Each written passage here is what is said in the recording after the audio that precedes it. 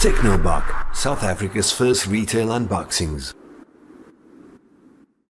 That's good. We've actually the second or third entrepreneur on the stage has been from France. Really? Yeah. Something in the water. Must be. They obviously love the Cape Town fresh air. So, okay, so once you went to Hudson Park, I went to Port Rex, and They're literally next door to each other. We share a fence. And Port Rex is the technical high school, and Hudson Park was the non-commercial school. And at that fence, all the guys used to meet all the girls. It's also on our side of the fence. I think there's probably a couple on your side as well. Okay. Those are the spinnerettes, because you guys are the spinners, right? Big press monkeys. Tell us about your parents. What do you want to know? Well, entrepreneurial, their day jobs. Both entrepreneurial.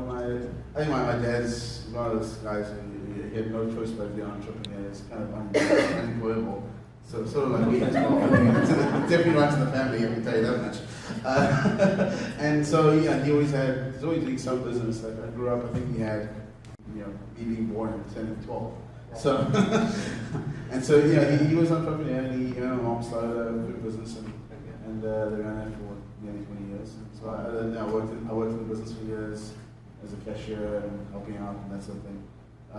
So I'd say that's small business experience. Small business rather than the table advisors. No, I was in the bar drink. That's first something to do. That's all you do. That's all you do. Something, right? You turn 14 in the bottle. That's it. Nothing else to do there. And okay, now tell us about where did you study? What did you study? I studied information systems at UCT. Okay. So after high school, after Hudson Park, I moved out to Cape Town, got a little big Rosebank, and then used to walk up and take JV shuttle to UCT every day for a couple of years.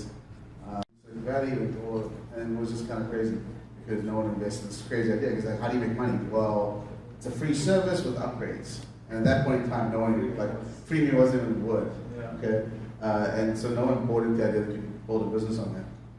Eventually, managed to raise $500 round funding and then just pack a bag and move to Silicon Valley because no one's going to give you that sort of money based in Cape Town, especially at the time. And so then we Is that the reason for taking the cars over? Yeah. It was 2008, 2009? 2008. Yeah, it's just because you don't have the same access to markets and scalability. Now, changing the name, was it would you, starting a business, would you just start with any name, or would you be very careful, now that you've got really good hindsight, would you be really careful about choosing the name before starting? What do you get? Your name? Great. It's also 4 letters. And it's straight on as well. So, choosing names is important. Okay. Choosing names is Absolutely. Okay, so you'd never change your name? I've wasted enough money on branding and marketing people to know that the name from the outset, stitch of time saves nine. You have to hire these branding marketing guys later on. It costs you way more.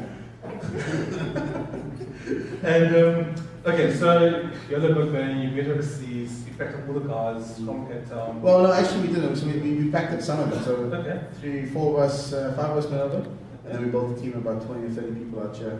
We had a lot of challenges with that business. I mean, recommendation to anyone is if you're building a tech business, don't split your engineering workforce. So if you're going to go and build a company and so that distributed workforce. Yeah, don't split. And it's one of those things. The biggest mistake I think I made, at Yola was we had like 20 engineers in San Francisco and 20 in Cape Town, and the time zones are so different, and you actually want to bifurcating the culture.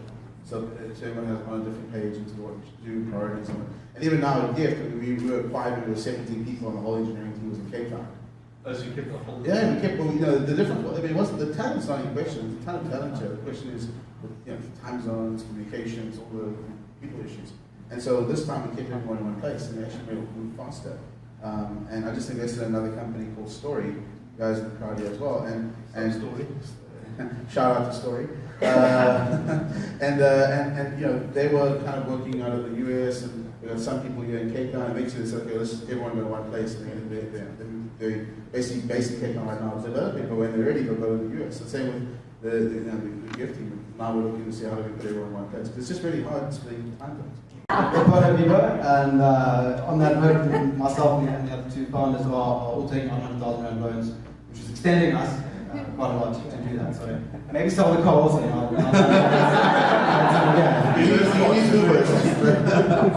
Okay, that's great. What's your background? 1-year lawsuit. Okay, great. With UCT. Sorry, UNISA. Okay.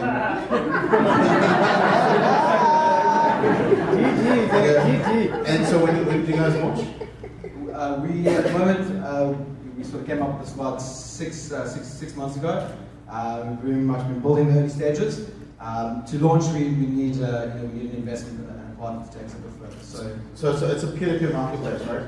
Sorry. It's a peer-to-peer Yes, marketplace. yes. So I list an item. I list an item on the marketplace. Someone sees it, they buy it, and then you basically act as an escrow between the two. Absolutely.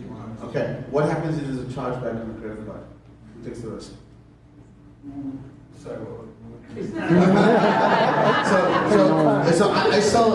Let's say I sell an iPhone to someone on your marketplace. So I give an iPhone to them. They use a stolen credit card. They pay you for the iPhone. Okay. I give the iPhone to the guy, to the courier, he picks up and drops it off. What happens at that point that you've paid me out the money, right? Yeah. 60 days later, you get notified that the credit card was stolen. Sure. Obviously, in that regard, a lot of things we have to cover insurance and cover that liability. Part of the system is we want to get away from current buying and selling system, which is high risk and it's not very safe. So we want high customer service. So, if something goes wrong, we have to cover that something. So what's your percentage take? What percentage market, or how do you make money? Oh, sorry. So for the service in between, we charge 7%. So that includes obviously the charge of VAT and that kind of thing, and then the courier service is levied on the buyer.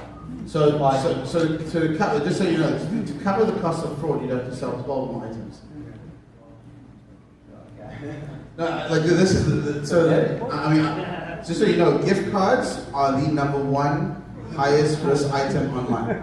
If you got a stolen credit card, you use it to buy a gift card, and like literally we have defense systems up to Wazoo just protecting gift against. One of the things we do exceptionally well as a company is reducing credit card fraud.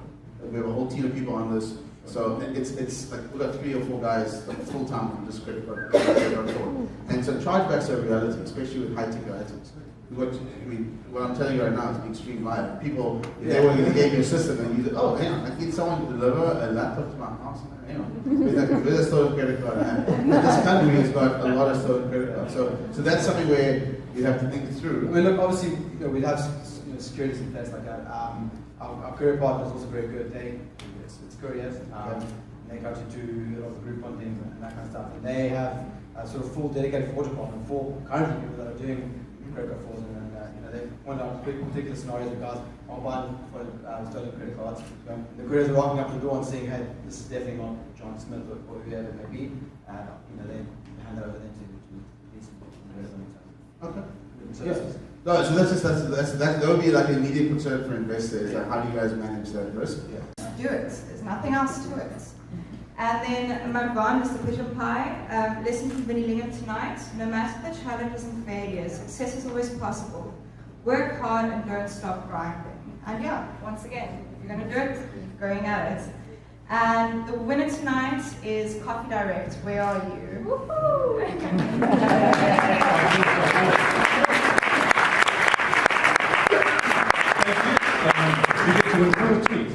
So yeah, I'm going to read the tweet now.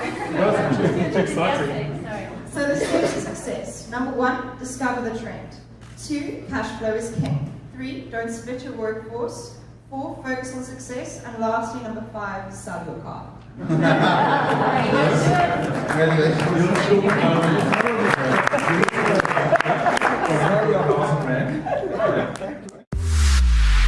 TechnoBok